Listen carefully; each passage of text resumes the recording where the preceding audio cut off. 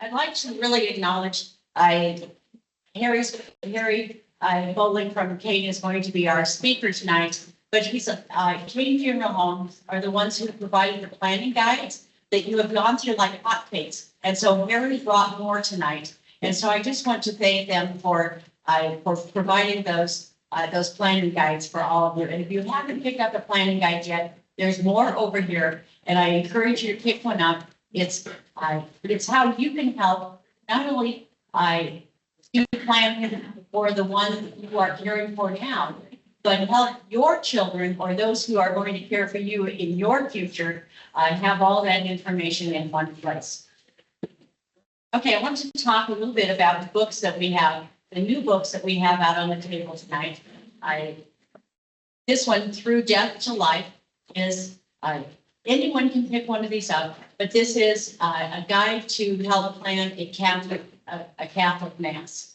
And so this is a guide that if your loved one has passed away and you're meeting with the priest or someone from the church, you would walk through this guide. And I've used it several times to plan funeral services for family members who are not Catholic. I am usually planning a funeral for my own husband, and so it is designed to plan for funeral mass, but it is definitely very helpful if you are asked to plan that funeral for your dad, and there's not a pastor involved. So that is Through Death to Life, and then Barbara Carnes is a renowned hospice nurse in the professional hospice care, and she has a series of 5 books, and I've had one of the books over there for several weeks called A Time to Live, which is how to live once you've been diagnosed with a life-threatening, life-ending illness. And I think that if you've had that diagnosis that says, you may not live beyond 2, 3, 4, 5 years, well, now really is the time to live. What's on your bucket list? Let's be after getting that done. And so I encourage you to pick one of those up. It's a green copy. There's a few left, but the rest of the rainbow here is really about that end of life. And so I have those out here tonight. Next week, Dr. Greg Marino, who's also a deacon here at the Catholic Church, is going to be speaking primarily on end of life. And these 2 topics, in my mind, should have been reversed, but Dr. Marino is also works in Alaska for 3 weeks and is home for 3 weeks. And so Harry and Drake agreed to switch. So we will have end of life discussions next week, but I wanted to have these books available for you now. So there, 2 of them are about grief. 2 of them are about end of life. Okay, a few weeks ago, Tim Tarver was here and talked about qualifying for Medicaid, and we ran out of handouts. And I have printed more handouts, and they're on top of the piano. And we also have some additional handouts from Synergy and also the DA Davidson that the speakers left after their presentation. So all of those are on the piano. And then Harry also has brought some additional information for Kane Funeral Home. Okay, I have one more thing I wanted to bring to your attention. When Ginny Rieger was here and talked about all the things that the doctors can write prescriptions for, such as training caregivers on how to care for their loved one. There was something else in the newspaper this last week, and so if you did see it, it really caught my eye. It's worried about a loved one's ability to drive. If you've been faced with having to tell someone that you can't drive, that they can't drive anymore. My dad shouldn't have driven anymore. I rode with him once, and the 4-way stop might have not have had any stop signs. And I didn't tell him he couldn't drive, but I did, once I, thankfully made it home, I told my mom he needed to take away his keys. But they now have, I don't know if they've always had, but wasn't aware of this. But they can give a test, the doctor can, you'll have to read the article, it's over here. But doctors can prescribe for an occupational therapist to give an exam, as to whether someone should be able to drive or not. Now, you probably already know that they shouldn't drive, but it doesn't mean that you have to when it tells them. You can have someone else, give them that can you drive or not. So I'm gonna leave that article over here if you'd like to have a look at that. Okay. So that's all of the public service announcements. Now I'd like to bring us back and just share a little bit from, one of my favorite books, the Caregiver's Companion. And this is a prayer for caregivers from the caregiver. Lord Jesus, sometimes I feel alone, heavy, weighed down by the burden of caregiving. You know my heart, and I cannot make it without you. So I turn to you. I trust in you. I thank you, Lord, for the people you place in my life, my family and friends. Help me, Lord, to see the others' offers of support, the ways in which they can and do extend help to me, especially when I am feeling low and burdened. And help me to remember to turn to you each day for guidance, strength, courage, and resilience. Send a hand when I need one, a friendly reminder of your great and grand loving mercy. Amen. Tonight we have one speaker, and that's Jerry Bolin. I gave this presentation last year. It was so very, very helpful. And so he has the floor tonight. And he will bring a wealth of information, and I just am looking forward to having you up. So Harry, come on up. Well, today is Veterans Day. Do we have any veterans in the room? Would you please stand up so we can just honor you briefly? I don't want to put anyone on the spot, but we appreciate your service. Very important. My dad was in the Air Force. He was stationed in Tripoli, Libya. So I was born on an Air Force base there, brought back into this country when I was 8 months old. My wife's father was in the Army. He was stationed in Japan, came back and got married, had this beautiful woman named Kimberly Bowling, who's out here in the audience. David Bennett, for $19 Susan Bigelow, all that she had done with book on these, and working with her team to make this time available for all of us. Last year, I attended 3 of your meetings, and I found them extremely valuable. And I'm very honored to be able to come back and speak with you and bring some information.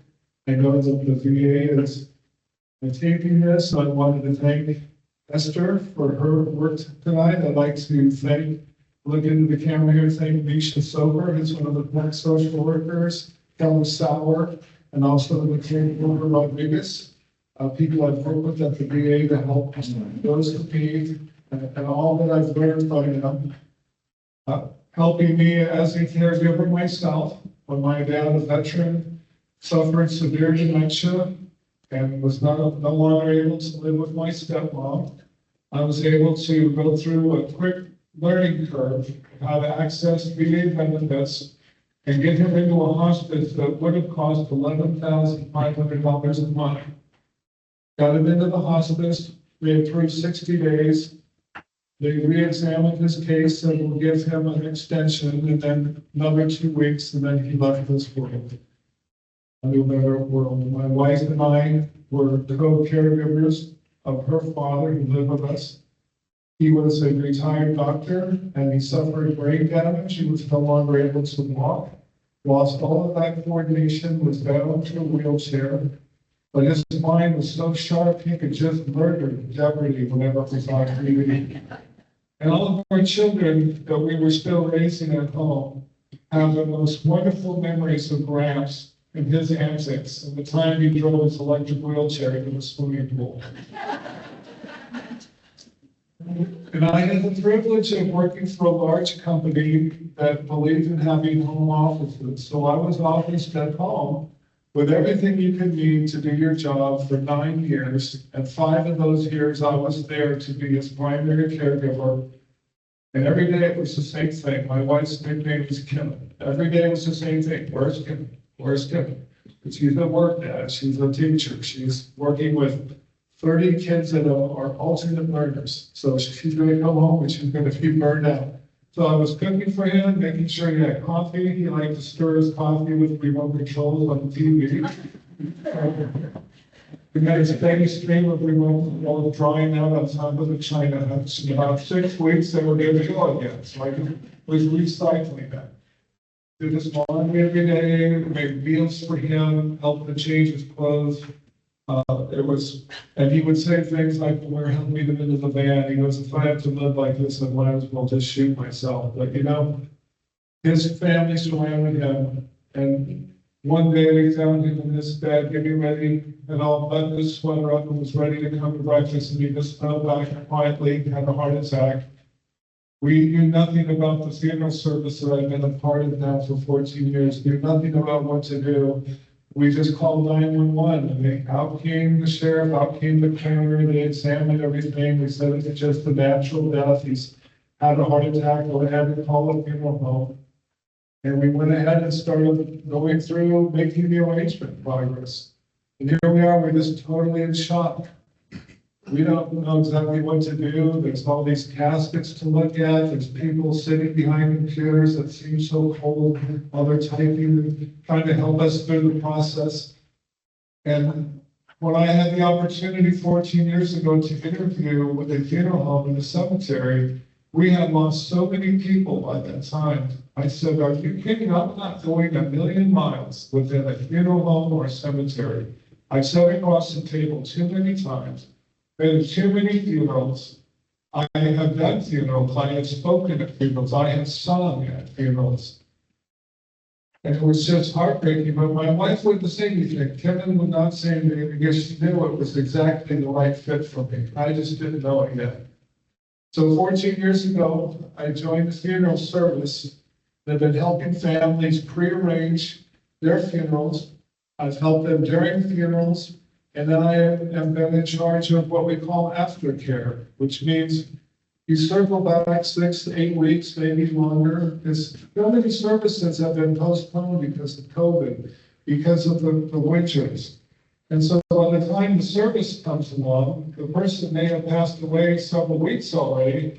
So eventually I would follow up with the family and do what we call aftercare, make sure they have everything they need, make sure everything went well. And I would find little things like waiting on the veterans marker. I would help people order a veterans marker, help them order a veterans medallion to be placed on the marker, help people apply for veterans benefits, help people get another copy of the death certificate. There's all kinds of things that come up. And most of all, I like to introduce them to our grief support program. I want to point out Judy Wager. Judy Olson has been conducting the code of counseling and overcoming painful emotions for 30 years. And I served under her teaching the last 4 years, and she has done an outstanding job encouraging families that have lost a loved one to validate their grief and let them know grief is not a disorder. It's a natural response to loss. And you need to navigate your way through it. You need to talk through your feelings. You need to be a part of a support group and get an understanding of what's going on inside of you, and never be ashamed, never feel pushed, never feel that people are growing impatient with you and that you have to get on with your life. And I want to thank you, Judy, for all that you've done. You're the gold class.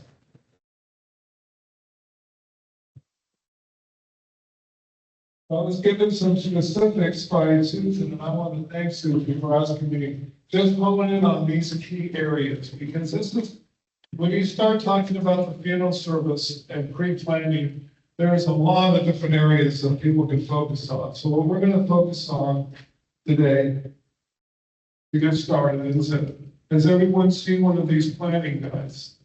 I was told they were going like hotcakes, This smells like paper. I have bought more of these, and they're right over here on the little table. So this is for documenting. I'm going to be talking about pre-planning, the importance of pre-planning. What does it really mean? What does it mean to have something available for the benefit of somebody else, something that you're never going to see, something that you're never going to partake of? You're going to be gone. But this isn't about you, this is about others. I said with so many people say, just throw me in the river, you know? And I go, you don't understand, when you're gone, people are gonna need each other, they're gonna need to hug each other. They're gonna need to have a cup of coffee together. They're gonna need to sit down at a table together and find out how the kids are doing, and find out how the grandkids and the cousins and the neighbors and the coworkers and the students. And all of life that passes us by happens at funerals, so we get together and we talk to one another. So it's not about you. When you're gone, your funeral is about others. It's about their experience, it's about them being able to start the grieving process and to have other people to surround them and support them. And all of that can be done without spending a dime. Churches have receptions all the time. They provide them for their congregants. This parish has beautiful receptions in this room that they provide for their families. Service options and costs. I'm going to talk about burial, talk about cremation, talk about the costs that are involved. And I want you to feel free to ask me questions during the presentation. Raise your hand, interrupt me. This time is for you. This is not my time for me to pontificate all of what I've learned. It's here to serve you. So if you need to know something, raise your hand. I'll finish whatever statement I'm making and I'll acknowledge you and we'll try to answer your questions. Now, documenting your final wishes. These are the things that you focus on in this little booklet. Personal history. There is an historical document that's created when somebody dies. It's called the death certificate, certificate of death. There's certain information that is necessary to put that document together. We get final approval from the family, we send it off to the county, and then they issue this document. Many families need multiple copies of this document. All of them are certified. There are many places that will take a copy of the death certificate, scan it, and give it back to you. There are other places where you're going to have to mail it, and you're not going to see that document again. So it's very important to be prepared for that document. And there's going to be questions about parents and maiden names, things that people don't automatically come to their mind, especially when you're grieving. So writing down that information, the personal history of children, relatives, friends, financial information. You know how many passwords I use on a daily basis to pay the bills? I pay everything through this phone, everything. And this poor little lady over here, if I was gone, I have a list of all the passwords for her. You want to know what that list is? Sorry, I'm not trying to financial information, the preferences, we'll get to the preferences as we move through, and thoughts for the obituary. Now, why is pre-planning important? I searched the internet for pictures that help capture the moment, and I remember pushing my kids on the bike for the first time. I still remember when I was pushed on a bike and I pulled my feet up, and to my amazement, the bike didn't fall down and I kept going. Can you remember that? That's what we taught. Didn't want to go back to school, and made me go back to school. We graduated and went on and graduated again. I fell in love with another human being, but I saw my parents love each other first. 55 years they were together before there was a first death. But pre-planning is bestowing one final gift. And when I say a gift is something you don't have to reach in your pocket to pay for. A gift is something that's already done. It's like going to a restaurant. They sit there, you sit down and they bring you a menu. And they go, everything's covered. The tip, the food, the beverage, everything's covered. You don't have to reach in your purse and pull out the checkbook. You don't have to reach in your wallet, pull out a credit card. The gift is that everything has been done ahead of time. And all you have to do is just receive it. So the gift of a pre-planned funeral means that you're not sending your loved one into the funeral home in grief, incapacitated, with maybe what might be a boatload of money coming from a life insurance policy that was intended to keep their lifestyle going. And now that's gonna, a lot of it's gonna be spent on the funeral, and you're agreed that you're gonna spend probably more than you need to. If it's settled ahead of time, it's done in a reasonable, economical fashion. And it's done. The person that's grieving, they just come and what are the decisions they have to make? What day and what time are we gonna have the service? Maybe pick out some flowers that were prearranged. Maybe something else, but it really reduces the amount of stress, the anxiety, and it helps somebody because they've been given a gift. Now, this is extremely important because this is really based on your family relationships, because funeral homes are required to work with the family, and there is a order that they have to follow. The first person is if there is a legally appointed representative because someone was incapacitated, somebody is usually given legal authority over that person. But in most normal circumstances, there's going to be a surviving spouse, legally married. So many people that live together are shocked to find out that they have no rights whatsoever over the deceased person because they never were married. And there is no common law marriage in Wyoming that gives that person any rights. So if they're not legally married, they can't tell the funeral director, we're going to do this, this, and this for my departed loved one. So the first person that the funeral home looks to is a legally married spouse.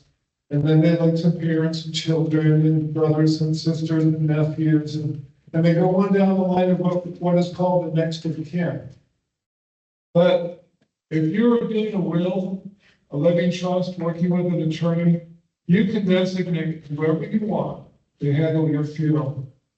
So if you have, as many families do, a difficult relationship with the kids, a difficult family situation, and you're not confident of what's going to happen after you're gone, you can designate someone in writing to handle that for you.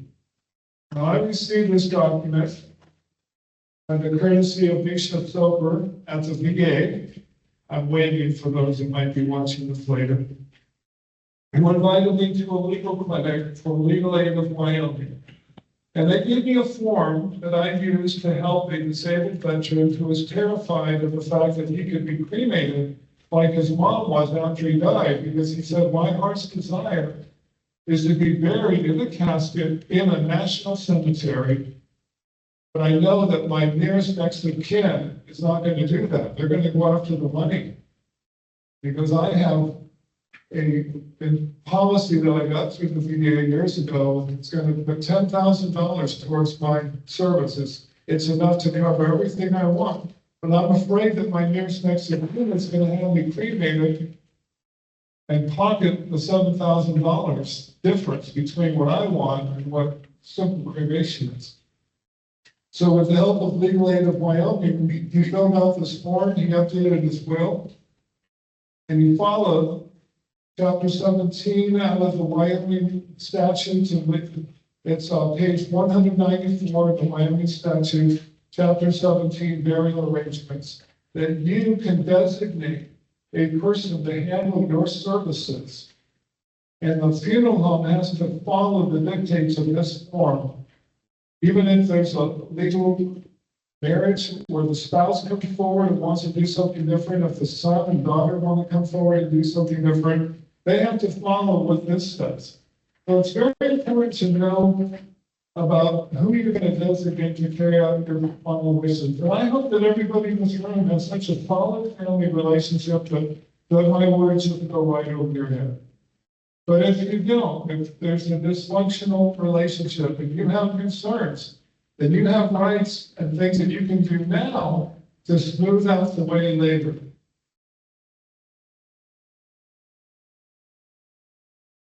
And then I wanted to have a little humor, so I said, I put a little message in the file to make sure you can find these documents. Anyone here ever try to find documents later when you're looking for them? The documents have a way of disappearing. We're going to move into service options and costs, because that was one of the things Susan asked me to cover. And I want everyone in this room to know that when it comes to the the process of gathering information on what is this going to cost me, you have rights, and every citizen of the United States, or whatever state you are in, if you have relatives in Washington State, if you have relatives in Florida, Maine, Kansas City, wherever you have friends or family, they are protected by the same rights, and you can share these little truths with them that I'm sharing with you now. You can obtain information from any funeral home anonymously. That is your right. You don't have to make an appointment. You don't have to give your name and your phone number. You simply call up and say, I need to know, I'm considering cremation. What is the starting cost of cremation? No frills, nothing else. Just what is the starting cost? Oh, I want to do a casket burial. What is the starting cost for a casket burial? And by law, they have to give you that information over the phone. And let's stipulate no hidden fees. I want to know, what is it going to cost? I don't want to get down here, get involved, get an appointment, and then find out, oh, well, there's an extra transportation fee. There's an extra fee for this container. There's this, there's that, there's the other thing. I have sat with people that wanted to do something that their loved one wanted, and their loved one died, and they ended up getting coerced into paying $5,000 more than where they started out. Because unfortunately, anyone that's in business, anyone that sells anything, anyone that does commerce in this country is required to follow certain ethical standards. And so for me, caveat emptor means let the buyer beware. I believe in educating people before the process gets started so that you never get involved in getting upsold or pressured or guilted into doing something that you really weren't starting up to do. So this is what's called a funeral. Yes, thank you for asking the question.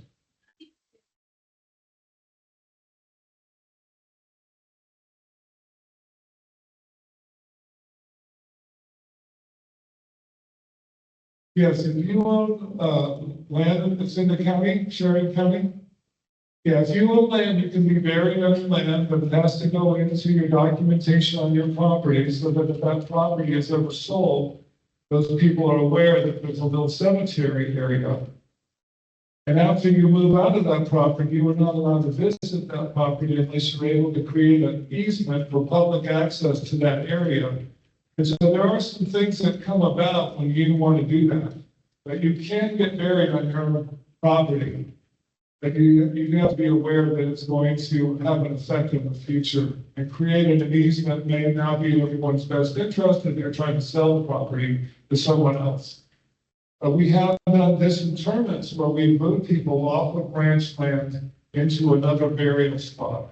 So that can also be done. And disinterment is bringing up the casket, and then there's another burial container, everything is brought up and it's moved to a new location. That's what disinterment is about. Now, this funeral rule is what I want everyone to be well versed in, because you have the right to pick out only the goods and services that you want from a funeral home. And you have the right to compare between funeral homes.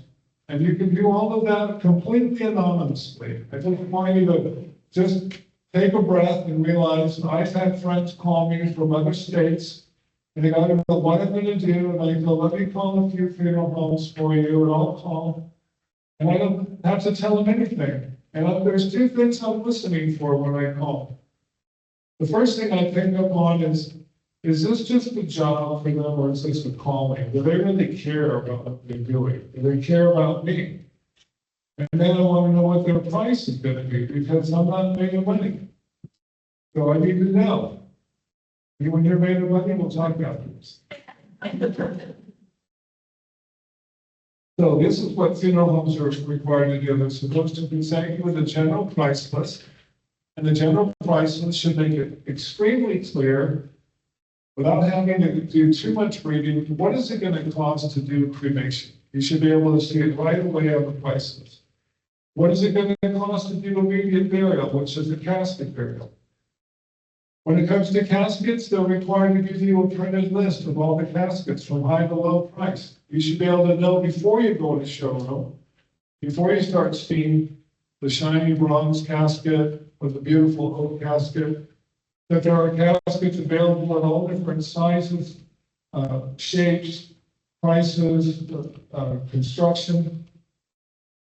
And then you should have a clear statement of goods and services. You don't have to make a decision the first time you meet with a funeral home. You can leave with a clear statement of goods and services and sleep on it and think about it and then get back to them and let them know what you want to do. Now, this is a selection I cut out of our general price list, and it shows direct cremation.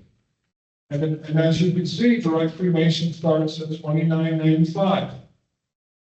And that's it. There is no extra transportation cost. There is no extra container cost.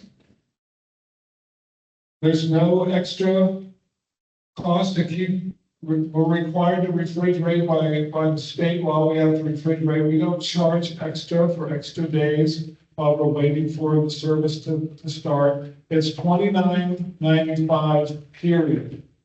Now, I've looked at a general price list before where I had to do the math myself because it wasn't clear. It said the cremation starts at this, and then containers not included, transportation not included, but it doesn't say how much transportation is because I don't even know what the crematory is. And if the crematory is in Billings, there's gonna be a transportation cost if it's somewhere else. So it's very important to be able to get a clear understanding. Anyone can go ahead and add something, that's up to you, but you should at least know where the starting is. Immediate burial means that someone is going to be buried in a casket because they really didn't want to be cremated. The family doesn't want them to be cremated. A person does not have to be involved legally. Not even if they're being shipped on an airplane to be buried next to grandma in New York State, upstate New York. They do not have to be embalmed. There's no law that's going to make someone embalmed unless they have a severe communicable disease like died of COVID. And then there's requirements that we have in dealing with that. That people need to understand that you do not have to pay extra amount of money for embalming if that's not your choice. So immediate burial is to be reasonable. The caskets, I've seen people pick out a simple cloth covered casket, and I've seen brothers want to buy their mom a cherry wood casket because they were both in agreement that that's what she should have, and that's what they did. There was no coercion, there was no guilt, there was no, oh, is that what you're gonna get for your mom type of thing? No, it was what they wanted to do. And this is about what you want to do and what your rights are when you're setting about to do it. Now, obviously, there's many additional services that funeral homes provide. I tried to write out as many as I could. If you see something missing, let me know, and I'll put it down on my notes, and I'll add it for next time. But I'll just give you a moment to look it over. Is it legible to everyone? I try to make things as legible as I can these days.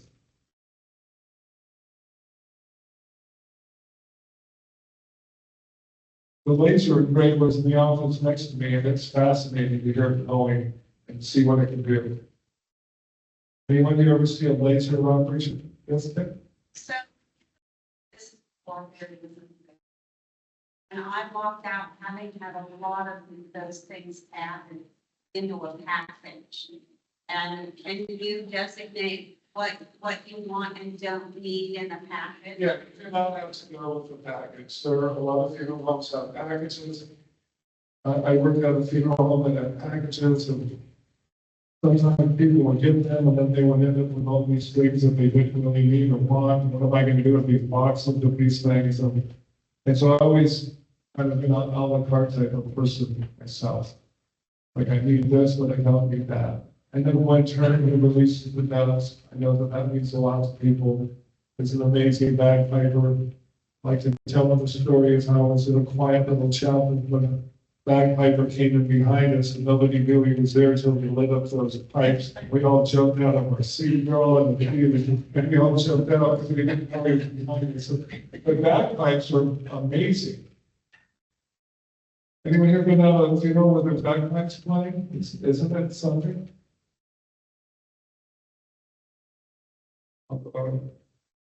And this is a copy of what a statement of goods and services looks like. Everything on this is to be guaranteed by the funeral home, not to ever go up in price, not now, not 10 years from now, not 20 years from now.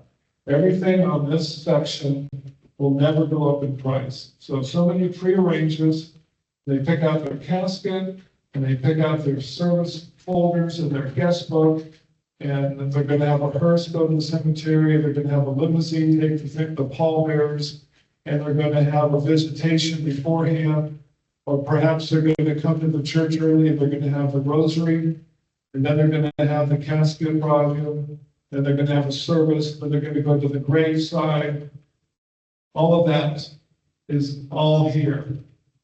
Now, there's another section that you all will also receive, and these are the things that a funeral home cannot guarantee. In there, we have the cost of death certificates. Those come from the county. The county might up that cost in the near future. Clergy honorary, they're fairly consistent, but every now and then we like to give these wonderful people that serve our community, they get a little increase in what they're doing. The cemetery charges what's called the grave opening and closing. They might raise that fee slightly. Flowers, obviously, are going to be at the time they're purchased. And there are other things that people might add. And so these things are not guaranteed. But when someone places money ahead of time and makes a pre-arrangement, that money goes into it's an insurance product, and that money will grow in that product. It will grow at a higher rate if it's in the bank, in the savings loan. It will grow at the highest possible rate. And so in the future, 10 years from now, it could be worth hundreds of dollars more than when you put the money in. And it could be enough to cover the increase of these items down here that we can't control. So that's the benefit of putting the money into a pre-arrangement, because it will grow and help cover those things. Yes, ma'am. Look at one things that put in and they continue to grow and the person lives some years longer. What happens to that money that has grown? Does that go back to the family? Some of the money will go back to the family because there'll be more money that is actually needed to provide the service. And so what I'm talking about is an insurance policy. And then people hesitate to get a pre-arrangement because they go, I don't want to give money to the funeral home. What if the funeral home goes out of business? What if somebody else buys the funeral home and doesn't want to honor? What if? The insurance policy that we issue is through Great Western Insurance Company.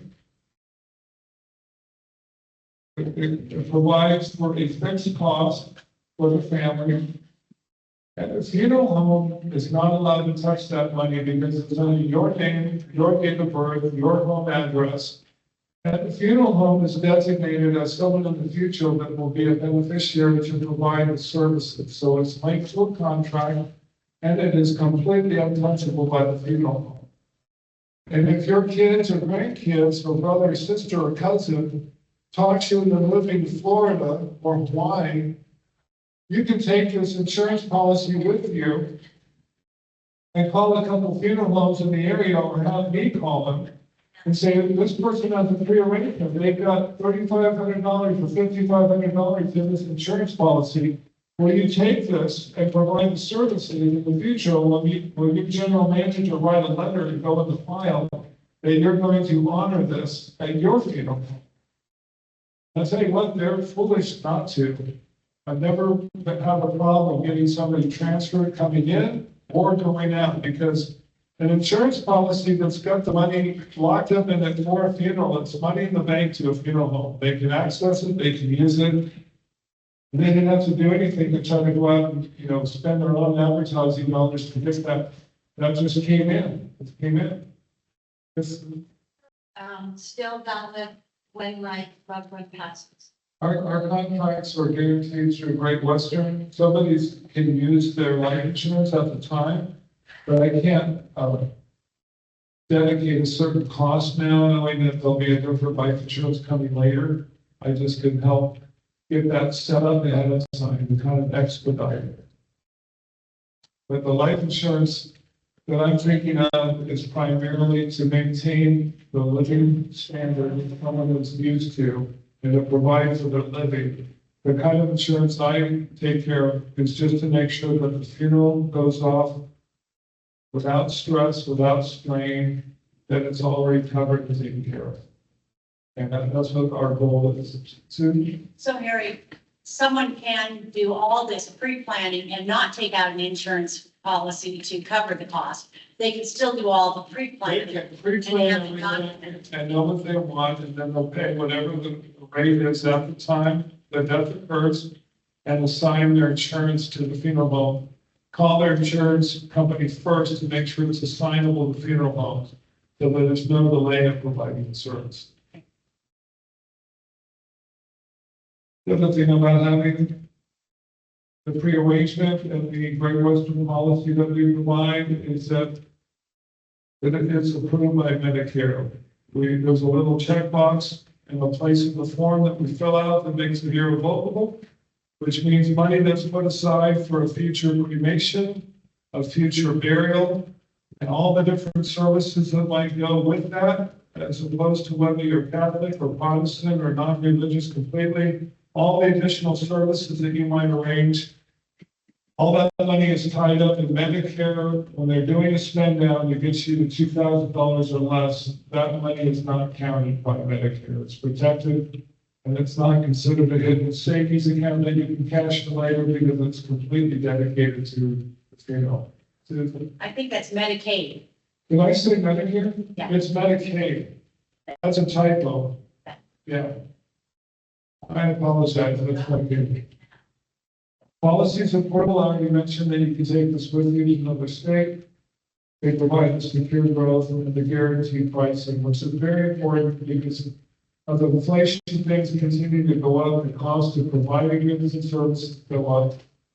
And so the goal of having a prearranged funeral insurance is that there's not going to be something eating into the life insurance policy later, which the life insurance was intended for the life of the survivor. And if too big of a chunk of that goes to pay for a funeral, and it ties up time and effort and makes things more difficult, that's what we're trying to avoid. I wanted to just mention a little bit about the Veterans Memorial benefits, because we may not have a lot of veterans in this room, but you may have friends that are veterans or someone in your family that's connected. You have a question about veterans? There isn't a cap, but the expenses have to be reasonable. We've had submissions where people put in money for miscellaneous. And it's got to be assigned to funeral services. Caskets are part of a funeral service, headstones are, the hearse going to the cost of sending staff out to a church or doing a massive Christian burial and holy name, all of those things are clearly assignable to funeral services, but if somebody tries to bulk up some money in the miscellaneous section, with the intent of leaving another $10,000 away from Medicaid that the family can access later, that's going to get challenged by Medicaid. Because they're going to look over that and say, what does this have to do with the funeral? And what is this $10,000 being allocated to? It's transportation for people to come to the funeral. I mean, what is it? Yeah, it can get a little tricky. Yeah.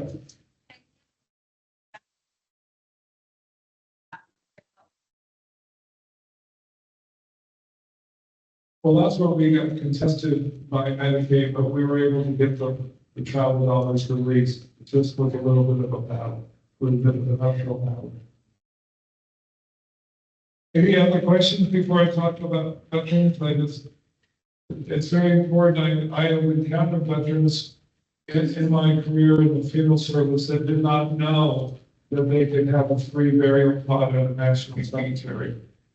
In some of the areas I've worked in, as opposed to sharing over a burial plot, I would say it's very reasonable. It's $600 for a casket burial plot in the shared municipal cemetery. Somebody lives in Johnson County, Willow Grove will provide a free burial plot to a veteran at the time of need. I've encountered veterans at cemeteries where I worked at where a cemetery plot was upwards of $4,000, $5,000, $6,000. And I was the one that told the veteran, you don't have to buy it here from me. You can go out to the National Cemetery. You just need us, you need our hearse, you need a casket, and whatever type of service you want to have, we can take care of that for you. But you don't have to spend $6,000 for you and $6,000 for your wife, and then buy the burial vaults on top of that, and the cost of digging the grave open and closing the grave back up. So the VA will do all of that for you at no charge. And he was greatly relieved because he wanted to make arrangements for him and his wife. And the National Cemetery that I worked there was a beautiful cemetery, and everything worked out for him. And so between the burial, a veteran is cremated, they have places for cremation urns at veteran cemeteries. There's the headstone, upright headstones, flat granite headstones, flat bronze headstones, little bronze plaques for those that are cremated and put in the wall, and medallions of 3 different sizes that can be obtained and put on the family headstone to designate that there's a veteran, someone that served here. I had the great privilege we have an event at Sheridan Municipal Cemetery where all the tree trimming professionals came in and cleaned up the cemetery. We had a large veterans section, and they said we were going to put flags on every single one of those graves. So I came out with my twin grandsons, they're 5 years old each, twins, obviously. And they helped me put flags on over 100 graves. And they're running, and I'm putting in the shop, and they're putting this little flag in it. And they go, did they die? And I go, yes. I said, some of them died in the war, and some of them got old and died. And they go, this is sad, maybe. And they're putting the flags in. And I said, but we're honoring them. And then when they got it into their minds and their hearts that we were honoring these veterans, because their dad was a veteran in the Marine Corps in Iraq, driving the streets, sweeping the streets of Baghdad for landmines. That's what their dad did over there.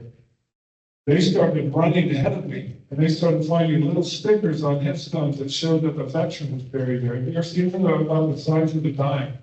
And they're on all these, they just kept running ahead of me and putting more and more flags, and we got all of it in the end. I said, okay, that's it. We're only doing this section. Stop.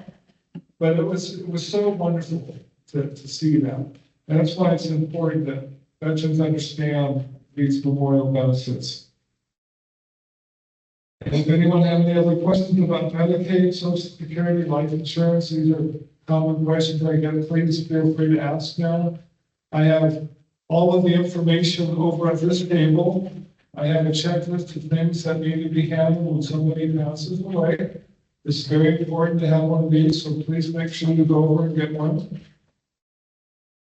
You can read the legislation for yourself. I've highlighted in yellow the things that you need to know.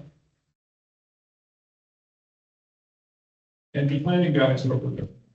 I also have a little pamphlet with my business card about pre-arranging. So if you have any questions, there's a little list over there. You can put your name and number and just say, send me some information about such and such. I'd like to look into this further, and I'll be happy to help you. Are there any other questions before I turn it back over to Susan? Mary, I think you have that planning guide digitally, right? Yes, if you prefer to fill things in on your computer screen, if I have your name and email on my list over there, I'll be happy to send you a digital version of the planning guide. It's called a PDF. It's a fillable PDF is what we call it in computerese. It just means you go onto the computer, every place where you need to fill in something, you're allowed to type, and the rest of it doesn't change, it doesn't move. When you start typing, it doesn't push everything off the page, it just holds it right there, you just fill in what you want, and then you can save it in your own name. You can send a copy, before you save it, send a copy to anyone in your family or friends, and then they can fill it out and save it under their name. Yes, ma'am. Question about burial plots. How do you find out if there's a plot that's already been purchased by the family? For example, I know my grandfather purchased a plot, but it's in Buffalo, although we have family that's probably gonna be very, very shared. So how do I find out if there is still buried family? You can call Sean down at the Willow Grove Cemetery, Okay. and he can look it up for you. Sex. He can tell you, yeah, he can tell you whether there's available plots nearby. And most of the plots in little caskets are allowed to carry urns as well. So if there's a casket burial there, you can place urns on top. And share with the municipal cemetery, you can have one casket with 4 urns on top, or you can have 5 urns. They also have little half-size plots, cremation plots. You're allowed to put 2 urns in them, and they're $300 for those plots. So very reasonable compared to areas where I've worked in the past. Yes, ma'am. I have a suggestion on your checklist of notifying, since we just got done with an election. Someone needs to go and get the person unregistered at the courthouse. That would be one thing to notify, so that we don't have big people. Yeah, get one answer, because I haven't registered again. I haven't voted for 4 years, so I haven't been registered again. But the cast my vote for 3 years. I actually answered that question as a part-time town clerk in Vermont. Your name is actually first. So you do not need to contact that practice. Names are also purged if you're not voting, still you are alive and a registered voter, and you chose not to register or not to vote in this election. Your name will be purged next year. Yeah, I haven't even, Your name is on. want to thank you for your questions and for your patience and attentiveness. So I'll turn it back over. Harry, thank you. Thank you.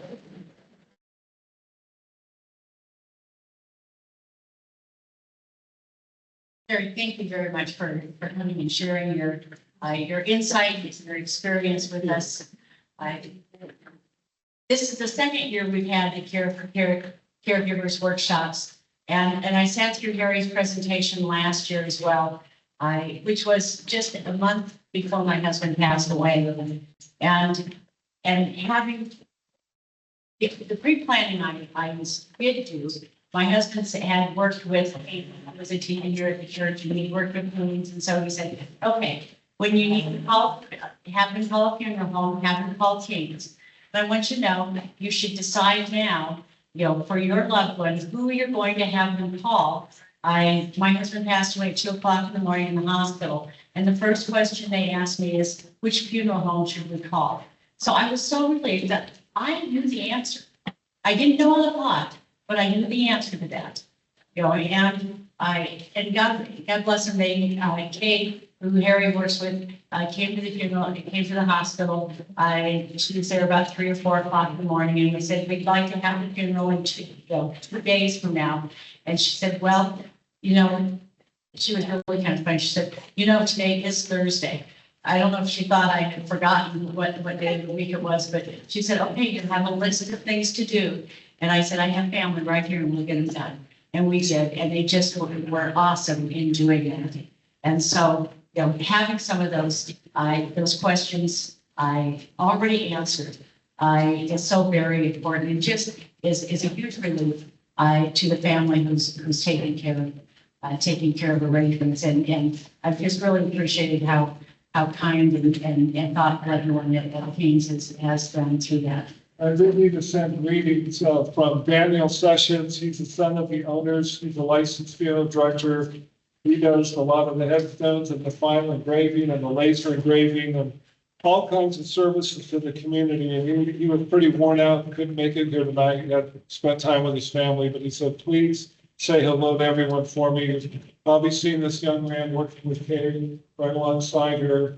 He's an amazing young man. And it's in the future running this funeral home. He's great to work with. Thank you for mentioning Daniel, because I didn't take out the insurance policy, but I was sitting here tonight thinking I should probably do that for myself. So my children would already have that done. Sure. But I did go visit with Daniel a couple of months before John passed away and asked him, to go through what the cost would be, and I knew where the plots would be, et cetera. And so I had everything about ready. But not all the way. But I'm thinking I should probably come see you, Harry, and make some plans for my children.